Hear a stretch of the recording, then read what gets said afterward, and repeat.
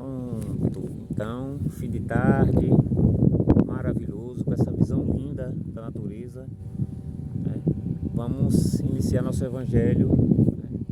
O Evangelho de Jesus, o Evangelho que é Jesus Cristo.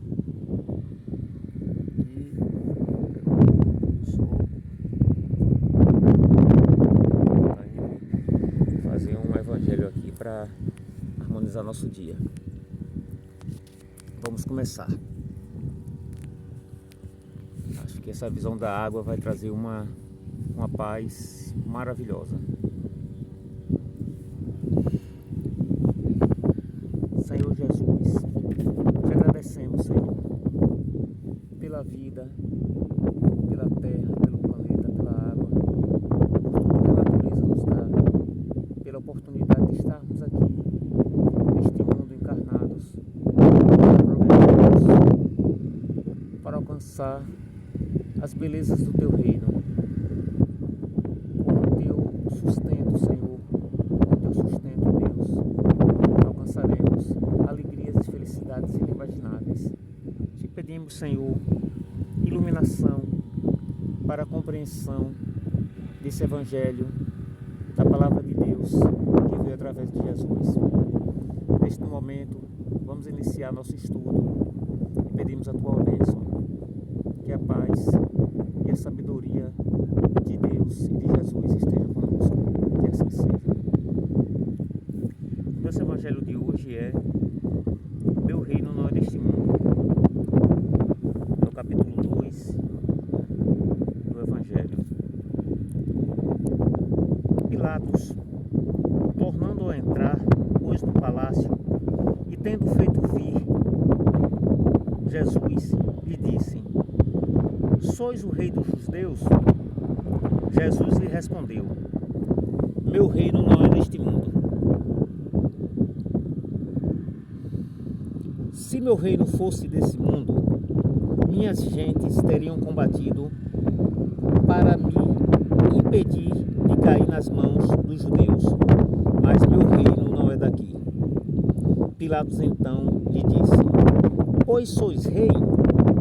Jesus lhes replicou: vós o dissestes, eu sou rei.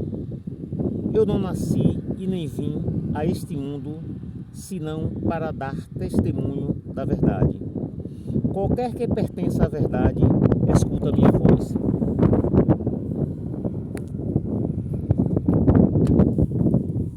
Vida futura.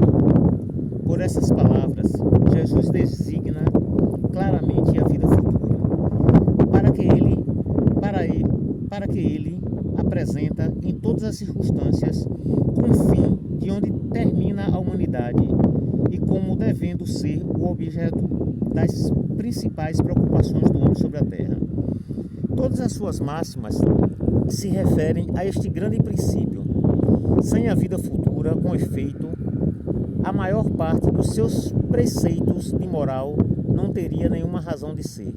Por isso, aqueles que não creem na vida futura, imaginando que ele não fala senão da vida presente, não vos compreende ou os acham pueris. Esse dogma pode, pois, ser considerado como o ponto central do ensinamento do Cristo. Por isso, está colocado como um dos primeiros no início desta obra, porque deve ser o ponto de mira de todos os homens. Só ele pode justificar as anomalias da vida terrestre e concordar com a justiça de Deus. Dogma é ponto fundamental, porém indiscutível, só lá na Idade Média. Hoje, graças a Deus, o dogma pode ser discutido. Os judeus não tinham senão ideias muito incertas quanto à vida futura. Acreditavam nos anjos, que consideravam como seres privilegiados da criação, mas não sabiam que os homens pudessem vir a ser um dia anjos e partilhar sua felicidade. Segundo eles, a observação das leis de Deus era recompensada pelos bens da terra, pela supremacia da sua nação, pelas vitórias sobre seus inimigos. As calamidades públicas e as derrotas eram castigo em sua desobediência. Então é interessante aí, né, a questão do entendimento, né? Hoje nós compreendemos que a criação de Deus, ela tem progresso, ela progride. Deus não cria nada estático, né? O homem cria coisas e as coisas que o homem cria progridem, mas Deus não cria nada estático. Se Deus é supremo, por que o homem, que é uma criação ínfima no universo, o planeta Terra, o sistema solar, é coisa ínfima no universo, é coisa muito pequena no universo, é muito menos que um grão de areia na imensidão das praias. Por que a obra de Deus seria então estática? Então aqui está essa questão, né, do entendimento de que os homens são criados só homem. Os homens progredirão e serão a classe de anjos e gravitarão em torno de Deus. O livro A Gênesis trata bem sobre isso. Moisés sobre isso não poderia dizer mais a um povo pastor e desconhecedor, né, de muitas coisas, né, aqui diz ignorante, que deveria ser tocado antes de tudo pelas coisas deste mundo. Mais tarde Jesus veio lhe revelar que há um outro mundo, onde a justiça de Deus segue seu curso. É esse mundo que ele promete àqueles que observam os mandamentos de Deus, e onde os bons encontrarão a recompensa. Este mundo é o seu reino. É aí que está toda a glória e para onde vai retornar ao deixar a terra. Então essa é a questão do progresso, né? Essa questão da vida futura, essa questão da realeza de Jesus dizer, meu reino não é deste mundo, trata dessa questão. A vida futura é a vida nossa mesmo no futuro. Nós vamos progredindo em tudo, né? Nós vamos progredindo em tudo, em intelectualidade, em moralidade, né? E também as coisas do planeta vão progredindo também. Continuando aqui. Entretanto, Jesus, conformando o seu ensino ao dos homens da sua época, não acreditou dever-lhes dar uma luz completa, os que teria ofuscado sem os esclarecer, porque não teriam compreendido. Ele se limitou a colocar, de alguma sorte, a vida futura em princípio, como uma lei natural, a qual ninguém pode escapar. Todo cristão crê, pois forçosamente, na vida futura, mas a ideia que muitos fazem dela é vaga, incompleta, por isso mesmo falsa em vários pontos. Para um grande número, não é senão a crença, uma crença sem certeza absoluta, daí as dúvidas, o mesmo a incredulidade. Então essa é uma grande questão, né? Nós precisamos entender a questão do progresso, né? Ou seja, é preciso mesmo entender o progresso, é preciso mesmo entender que a obra de Deus não é uma obra estática, né? Que a obra de Deus não é uma obra parada. É preciso entender que tudo na Terra progride, inclusive em nós. Aí é que está a questão das revelações, né? Aí é que está a grande questão das revelações. As revelações são necessárias de tempos em tempos, à medida que a humanidade vai se afastando da incredulidade, à medida que a humanidade vai tomando ciência das leis naturais, né? Através das nossas ciências, né? Vamos desvendando as leis naturais, né? À medida que o homem vai entendendo mais sobre o planeta Terra e sobre o espaço, as leis vão se revelando. Entendendo sobre o planeta Terra, entendendo sobre as leis da natureza, nas quais traduzimos como leis das físicas, leis da química, da matemática, as ciências naturais, né? Agora as ciências da informática, né? Se aproveitando dos conhecimentos do magnetismo, dos conhecimentos da eletricidade, da eletrônica. Então tudo isso vem nos ajudar a entender mais as coisas que Jesus falou, entender mais a mensagem de Jesus, a mensagem de Deus. E o Espiritismo, né, a doutrina trazida por Kardec, né, os espíritos bons, os espíritos superiores elevados, os espíritos que são próximos a Jesus, né? Esses espíritos vieram trazer essa doutrina, né? E para nos esclarecer mais, né? É muito linda a mensagem no início do livro, né? É muito linda essa mensagem, né? Já que eu entrei aqui na questão do espiritismo, eu vou ler essa mensagem que é muito linda mesmo, né? Porque o espiritismo, ele é mais esclarecimento, mais luz, né? Com relação aos ensinamentos de Deus que vieram através de Jesus. Aqui tem um trecho lindo, eu quero ainda fazer algo sobre isso, o prefácio desse livro. É isso aqui, né? Eu escrevi sobre ele, muito sobre esse prefácio, porque ele é maravilhoso, né? Escrevi muito sobre esse prefácio. Vocês verem aí muita coisa de lápis escrita, esse prefácio é maravilhoso. Eu vou ler esse prefácio, que é muito lindo. Vamos olhar para a natureza enquanto eu leio esse prefácio. Os Espíritos do Senhor, que são as virtudes dos céus, como um imenso exército que se movimenta, desde que dele recebeu a ordem, espalham sobre toda a superfície da terra, semelhante às estrelas que caem do céu. Vem iluminar o caminho e abrir os olhos aos cegos. Eu vos digo em verdade, os tempos são chegados, em que todas as coisas devem ser restabelecidas em seu sentido verdadeiro, para dissipar as trevas, confundir os orgulhosos e glorificar os justos.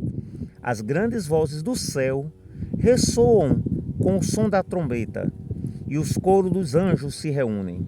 Homens, nós vos convidamos ao divino concerto, que vossas mãos tomem a lira e que vossas vozes se unam, e que no hino sagrado se estendam e vibre de uma extremidade à outra do universo.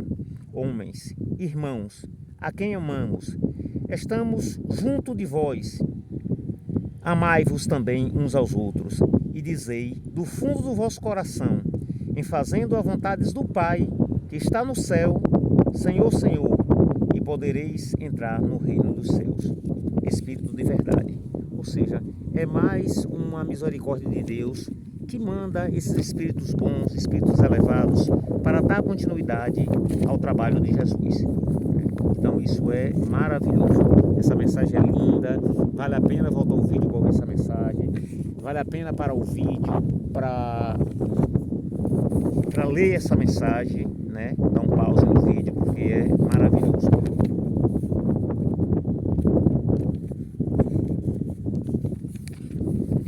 Continuando aqui.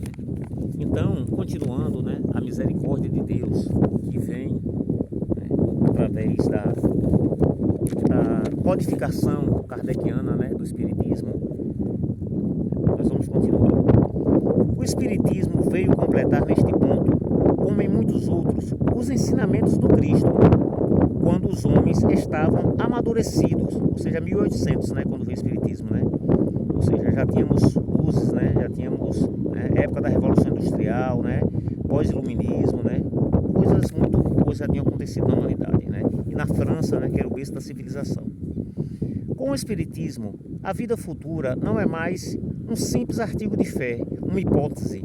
É uma realidade material demonstrada pelos fatos, porque são as testemunhas oculares que vêm descrever em todas as suas faces e em todas as suas peripécias, de tal sorte que não somente a dúvida não é mais possível, mas a inteligência mais vulgar, ou seja, a inteligência mais simples, né, a pode imaginar sobre o seu verdadeiro aspecto, como se imaginasse um país do qual se leu uma descrição detalhada. Ora, essa descrição da vida futura é tal ponto circunstanciada em condições de existência feliz ou infeliz daqueles que aí se encontram. São tão racionais que podemos dizer, apesar disso, que ela não pode ser de outra forma e que está bem lá a verdadeira justiça de Deus. Então, aqui é uma questão interessante, né? A vinda da doutrina espírita de Kardec, né? Que veio esclarecer mais a humanidade sobre as verdades do Cristo, as verdades cristãs. Então isso é maravilhoso. Por quê? Porque Moisés proibiu, né, o diálogo com os espíritos, porque os seres humanos evocavam, não entendiam o que é sintonia, o que é vibração.